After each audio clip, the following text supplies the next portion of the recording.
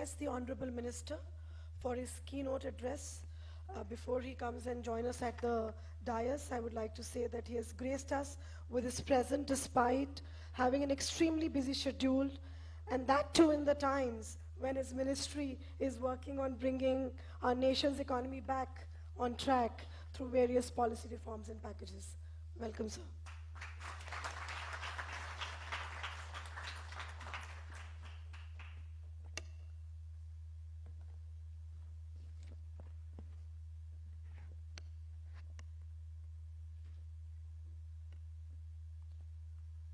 Chairman IDSA, Shri Vivek Katoji, Ms. Tamuna, Mr. Garth, Shri Hemraj Pandey ji, Shrimati Rini Sanyal ji, dignitaries on the dais, ladies and gentlemen, a very good morning to all of you. As Mr. Pandey said that I am the first minister to be here, all I want to say is our government is very keen when we have set the benchmark of $5 trillion economy to be by 2024-25. The role of every industry is important, and I'm pleased to be here on your annual survey for the 2018-19 for the direct selling industry to be released today. I understand that the direct selling has been growing at a steady pace, and the industry is providing an opportunity to millions of Indians who wish to embark on their entrepreneurial journey. The direct selling industry contributes to India's growth and also creates jobs across the nation. It is commendable that this industry engages around 6 million people involved as either distributors or direct sellers, and I've been told that this number could grow to 20 million by 2024, by 2025. The fact that around 25% of the direct sellers are from the age group of 18 to 45 years is a testament that this industry has been given self-employment opportunity to our young generation. While in one of the slides which showcase the number of women being involved in this industry, if I look at the stage, here is 25% representation on the dais, but actually if you look at the direct selling industry, the woman has outnumbered the men. They are 75% and the men are just 25%. So it is heartening to hear that in this unique industry segment, the number of women sellers have increased from 2.7 million in the year 2016 and 17 to 2.85 million in the year 2018-19, which indicates that over 200 women have joined the industry every day during the past 2 years. This is a commendable achievement, and it aligns with our government's vision of encouraging and facilitating the role of women in India's growth story. An increasingly high number of women homemakers are joining this direct selling business, as this business gives them an opportunity to supplement their family income whilst ensuring there's the flexibility needed with their work. And I'm sure the target what you have set for yourself and for the industry to be among the top 10 players in the world is going to ensure a large number of women and young entrepreneurs and direct sellers to be engaged in the coming years. The direct selling industry can tie up with various schemes of the government like Startup India, Stand Up India, Skill India. The young people joining the direct selling industry can probably become future entrepreneurs and job creators with the help of various schemes of the government. Well, as far as the MSME sector is concerned, the direct selling industry is also contributing to the growth of MSME sector in the country. I understand that majority of the selling companies engage MSME operators for production of high quality products. I request to the direct selling industry to also focus on the small cottage industries, handicraft industries, artisans in the villages, and small cities and tie up with them. This can benefit both the direct sellers who can access widely available untapped industries and the small industries who have an avenue to contribute their resources towards making quality products. In the last few months, Honorable Finance Minister and I have been meeting with various industry leaders, trade associations, bankers, professional bodies, and people at large. After taking in the inputs and after deliberations with due considerations, we have come up with some substantial reforms which will boost the economy and revive the investment and growth in the country.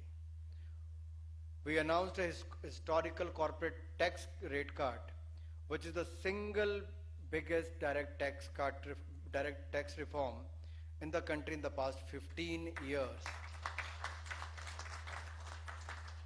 Domestic companies will be required to pay only 22% tax while foregoing any deductions and exemptions. The new manufacturing companies, which will be registered in India and will start their manufacturing before 2023, will be required to pay just 15% tax.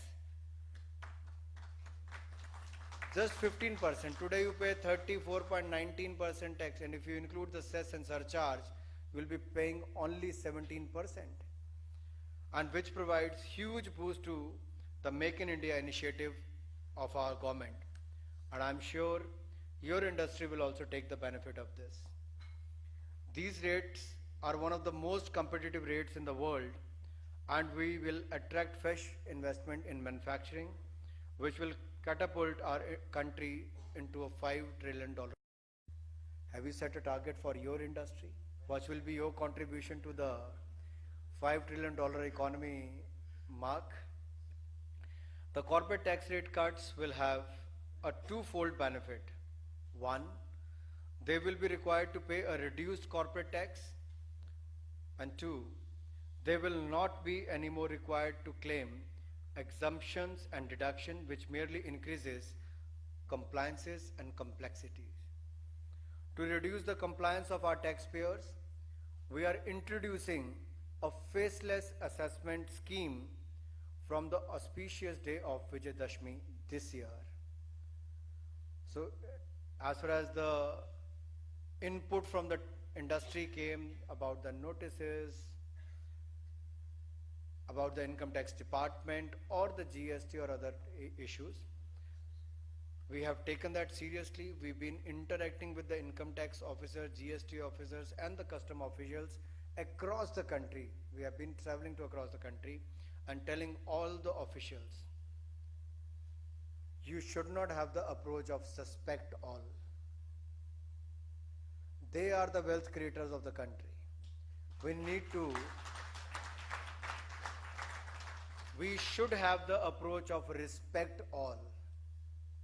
Till the time we don't have enough evidence for any suspicion or to have any survey,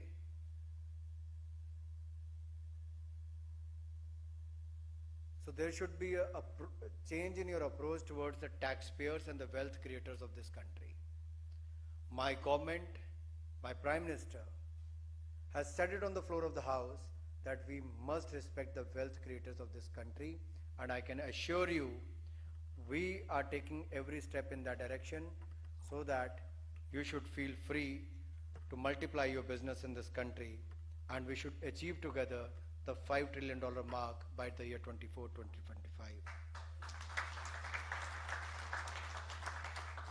We have also announced an upfront release of 70,000 crore rupees for the recapitalization of the public sector banks, which will increase the flow of the funds from the banks to the NBFCs and also to the consumers.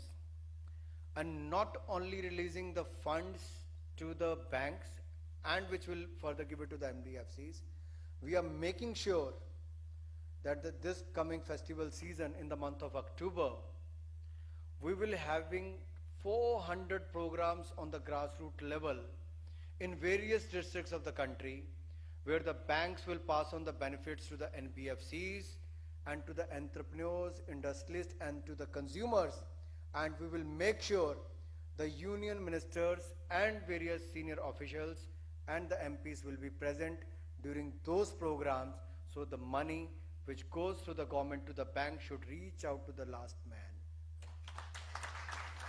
It will further boost the consumption, it will further boost the growth and investment in the country. We are not just meeting the industrialists. We met them after the parliament session was over. We spent good 10-15 days meeting them, considered and taken decisions in the last 6 press conferences what we held, whether it was the automobile sector, in where we brought out more clarity that the Bharat 4-stage automobiles which are manufactured will be used till the time of their registration.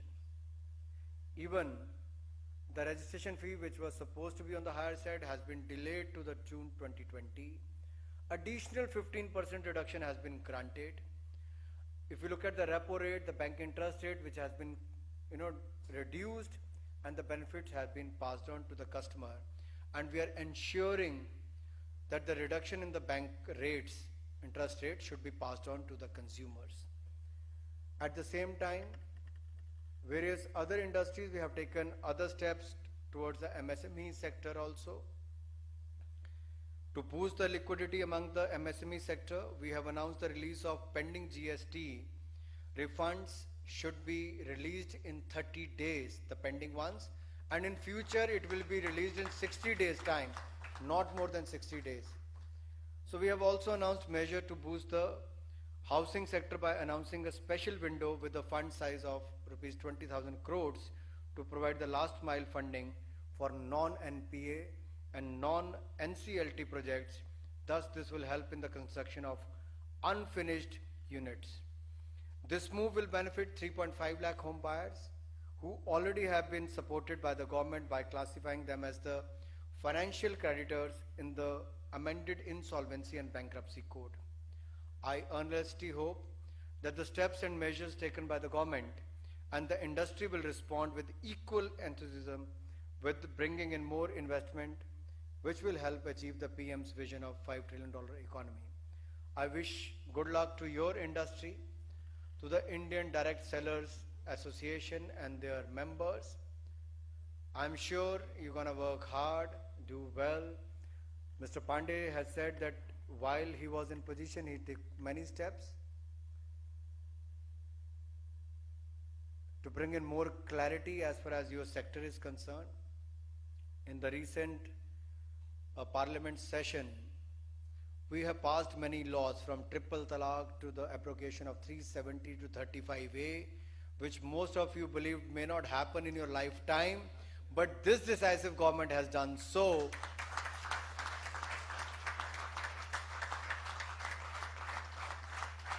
So whether it was related to the rights of the Muslim woman, to the rights of people of Jammu and Kashmir, and also taken the landmark decisions, historic decision as far as the industry is concerned, the corporate tax rates are concerned. We are open. We are very open to listen to the voice of the industry, not only listening, but we have been acting on them as well.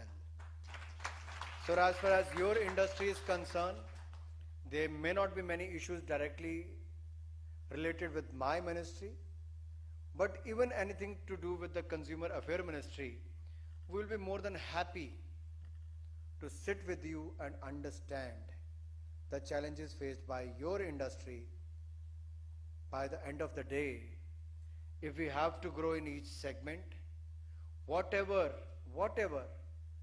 legally possible, we'll be more than happy to do that, to take it to the next level, so that you should not only look at among the top 10 countries. If India is going to be among the top 3 economies of the world, why should you look at only to be among the top 10?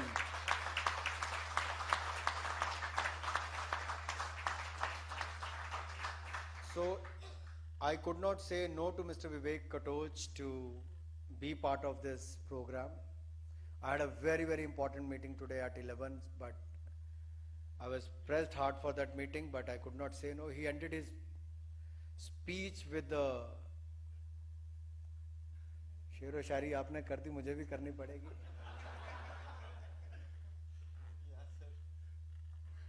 और उससे मिलता जुलता ही कुछ कहना चाहता हूं.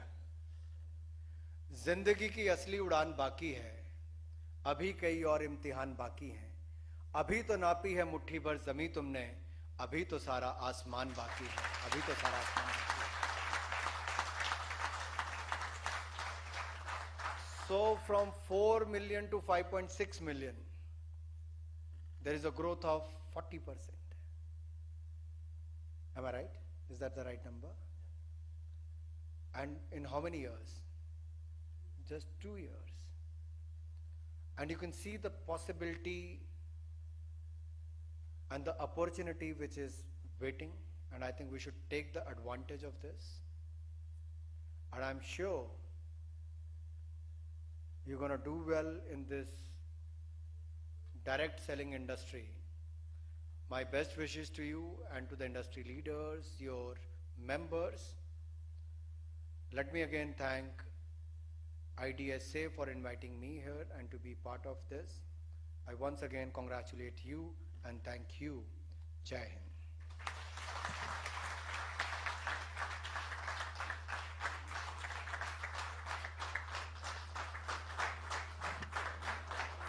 Thank you so much for such encouragement.